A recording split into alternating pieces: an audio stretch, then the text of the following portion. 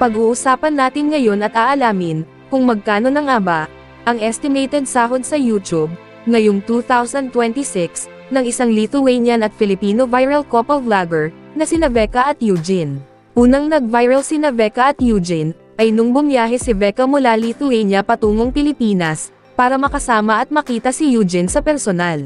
Maraming ang manonood noon ang kinilig sa kanilang madamdaming pagkikita. At dahil sa dami ng naantig sa kanilang pagkikita, napansin sila noon ng programang Rated K ng ABS-CBN, kung saan mas lalo pang nakilala ang kanilang relasyon sa buong bansa.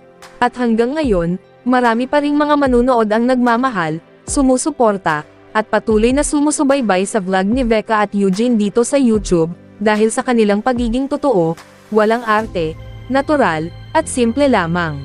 At si Veka and Eugene nga pala ngayon, ay meron ng total video views sa kanilang YouTube channel na umabot na sa 218,968,447 views, at may subscribers na umabot na sa 1,680,000 sa kasalukuyan.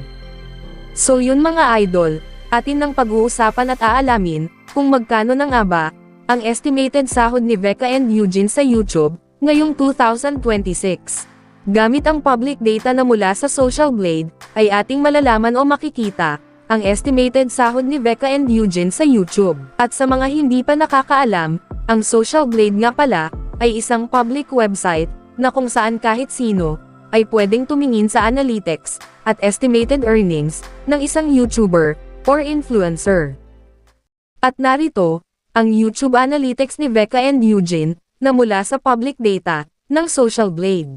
Dito sa kanilang subscribers ay nasa 1,700,000 na. Video uploads naman ay nasa 496 na. Total video views naman ay nasa 219 million na.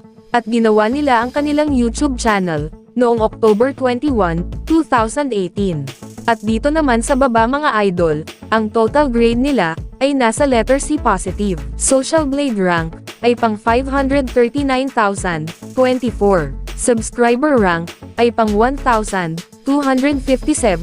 Video views rank naman ay pang 141,941. Philippines rank bilang YouTuber ay pang 193.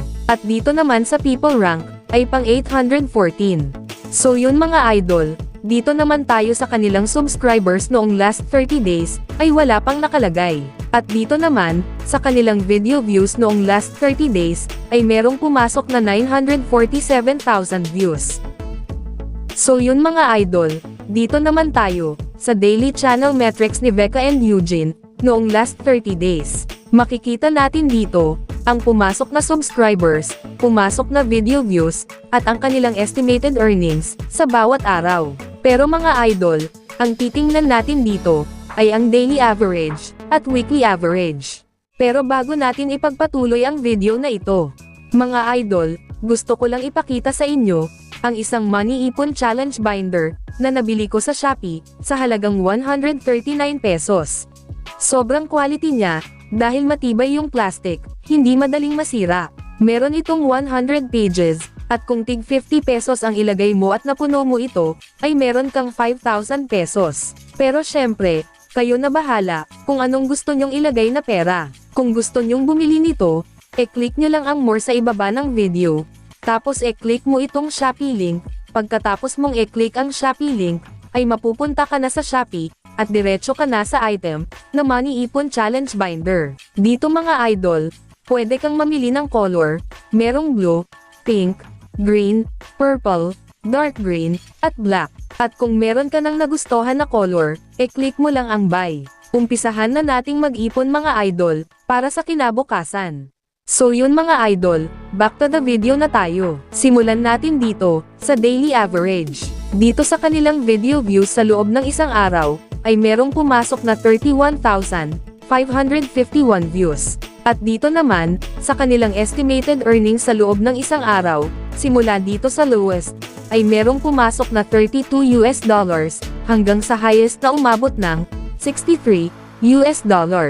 At kung e-convert natin ito sa Philippine Peso, ang katumbas nga pala ng $1 sa Philippine Peso ngayon ay nasa 59 pesos. So yun mga idol, ang katumbas ng $32 sa Philippine peso ay nasa 1,888 pesos. Ito ang kanilang posibleng kikitain sa loob ng isang araw sa lowest estimated earnings. At ang katumbas naman ng $63 sa Philippine peso ay nasa 3,717 pesos. Ito naman ang kanilang posibleng kikitain sa loob ng isang araw sa highest estimated earnings. So yun mga idol, dito naman tayo sa weekly average. Dito sa kanilang video views sa loob ng isang linggo ay merong pumasok na 24,290 views. At dito naman sa kanilang estimated earnings sa loob ng isang linggo ay merong pumasok na $170 hanggang sa highest na umabot ng $340. At kung i-convert natin ito sa Philippine peso, ang katumbas ng $170 sa Philippine peso ay nasa 10,030 pesos. Ito ang kanilang posibleng kikitain sa loob ng isang linggo sa lowest estimated earnings. At ang katumbas naman ng $340 sa Philippine peso ay nasa 20,060 pesos. Ito naman ang kanilang posibleng kikitain sa loob ng isang linggo sa highest estimated earnings. So yun mga idol, dito naman tayo sa monthly estimated earnings. At uulitin ko lang mga idol, ang impormasyon na inyong napapanood ay isang estimated earnings lamang. So yun mga idol, simula dito sa lowest ay merong pumasok na $947 hanggang sa highest na umabot ng $1,900. At kung i-convert natin ito sa Philippine peso, ang katumbas ng $947 sa Philippine peso ay nasa 55,873 pesos. Ito ang kanilang posibleng kikitain sa loob ng isang buwan sa lowest estimated earnings. At ang katumbas naman ng $1,900 sa Philippine peso ay nasa 112,100 pesos. Ito naman ang kanilang posibleng kikitain sa loob ng isang buwan sa highest estimated earnings. Ngunit sinasabi ko na sa inyo mga idol, ang impormasyon na inyong napapanood ay isang estimated earnings lamang. At kung napapaisip kayo kung saan nanggaling ang lowest estimated earnings at highest estimated earnings, nagmula po yan sa RPM o revenue per 1,000 views na $1 at $2. At yung highest estimated earnings na ating nabanggit ay makukuha lamang yan ni Becca at Eugene kung ang lahat ng nakapanood sa kanilang YouTube videos noong last 30 days ay hindi nag-skip ng ads. Pero bihira lang na walang mag-skip ng ads, kaya dito lang malapit ang estimated earnings ni Becca at Eugene sa lowest estimated earnings.